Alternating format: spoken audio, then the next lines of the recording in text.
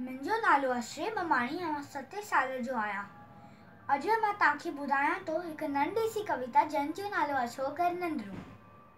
अॼु तव्हांखे ॿुधाईंदासीं हिकु सियाणे सिंधी छोकिरे जी ॻाल्हि।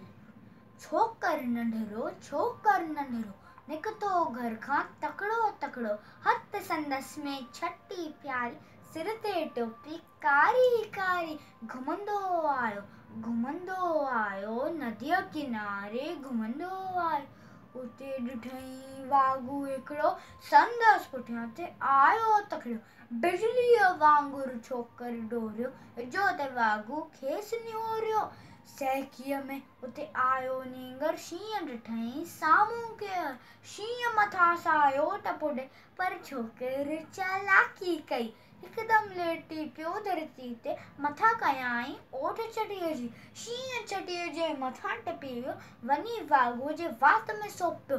शींहं फाथ वाॻू ज़ख़्मी, भॼण लॻो पोइ छोकर जल्दी छॾ छटीअ टोपी आयो, की नज़रो हुन वक़्तु विञायो, घर ॾे डोरियो तकिड़ो तकिड़ो, छो कर नंढड़ो, छो कर नंढड़ो। Thank U.